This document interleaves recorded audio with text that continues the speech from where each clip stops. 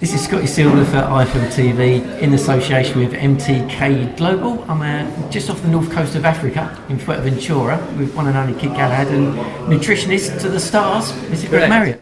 How's it going? How's training camp going? Training's going good, feeling good, getting ready for March the 3rd.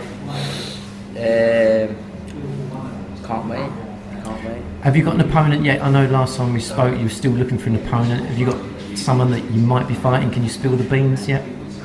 They've given me 2 or 3 different names. I don't know. I don't think they've actually got someone signed the contract yet. I think I actually will know before the end of this week.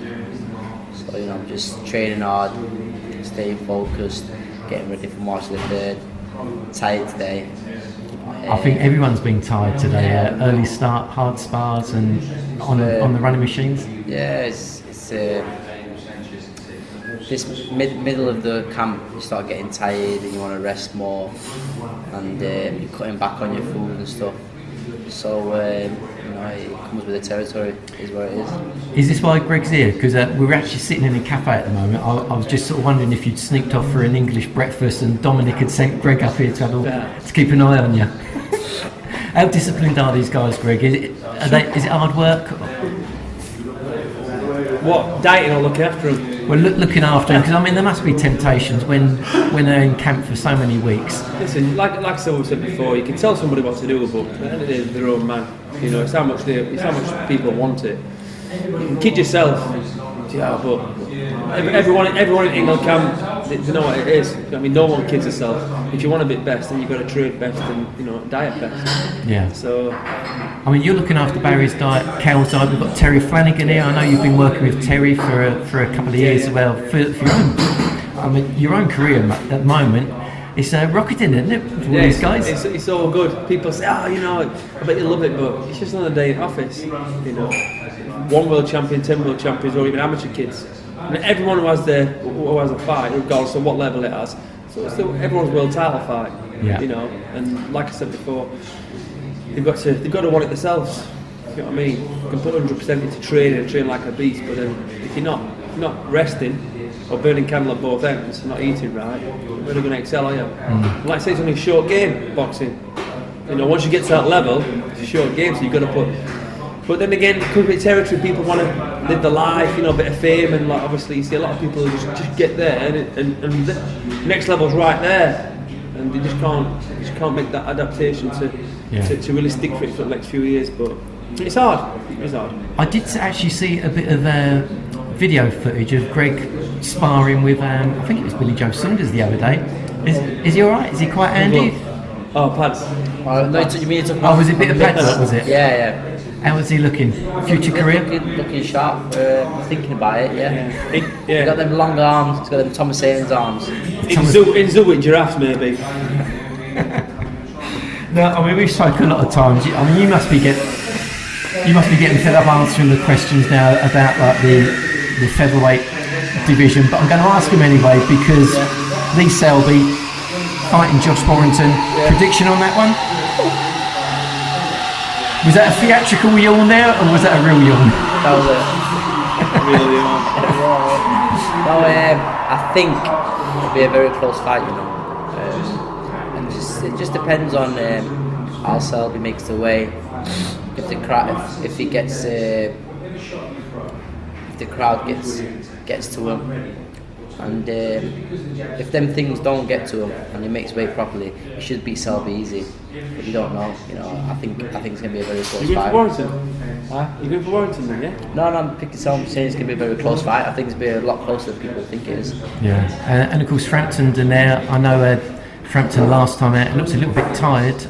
Yeah. How'd you see it going? He's finished. Sorry. He's finished. No, I'm on about. Sorry, not him. I'm on about. Donaire. Donaire's finished, isn't he? But it just depends on our friend Carlos. If he comes to fight, if he's in good shape, if he comes the same way when he boxed the Mexican guy. The Mexican guy, yeah. He's gonna have a hard night.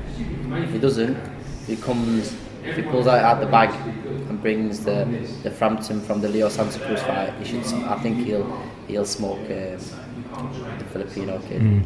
I mean, talking to Dominic, I know how hard you work in the gym, but it's also got to be slightly frustrating the last couple of years. I know you've got this absolute massive belief in yourself. I guess you're looking for a top 10 ranked fighter next month? Yeah, we're going to try and get one. Just depends, innit? Just depends. The clock's ticking, so the longer they take to get someone, the harder it's going to be to get. And the rumour mill going around that you are going to sign with Eddie Hearn, is there any truth on that, promoter-wise? Can't say nothing. Can't say nothing. Where do you see your career this time, 12 months' time? In the next 12 months, definitely be fighting for the IBF World title, 100%. And I've got to touch on as well, I know you're good mates with Kell Yeah. and Barry. Kell has said he's back in love with boxing, so maybe he's not looking at retirement just yet. Yeah. Tough fight ahead of him, massive bill in a few weeks' time in Sheffield. How do you see it going with Kell? It's a very good fight, the kid he's fighting is tough. He's from the Eastern Bloc. He can take a good shot, he can give a good shot. It's going to be a tough fight for Kell, but I think Kell's his skill set is going to be too much for him. So we'll have to wait and see. You're going to stop him. Yeah. You're going to see. I think you're going to see first 3 or 4 rounds. Like, oof, you know what I mean. Kid can come out dangerous, but after 4 or 5, she's going to break him up, pick his shots, and he's not going to be able to touch Kell. He's going to get frustrated, and he'll end up getting stopped. He'll just be taking too much punishment. And also, before we say our goodbyes, Billy Joe Saunders, it seems that since he's been hanging around you guys up at the Ingle Gym, he really is on the money these days. Can you see Martin Murray causing Billy Joe any problems at all? Not mentally or physically. No? Nobody mentally. Listen, Martin Murray's tough and he knows all the old school tricks, doesn't he? I think the only way he's going to give Billy a hard fight is if Billy underestimates him or Billy takes his eye off the ball. Yeah. But if Billy trains like how he trained for his last fight, I think he'll be a very one-sided fight.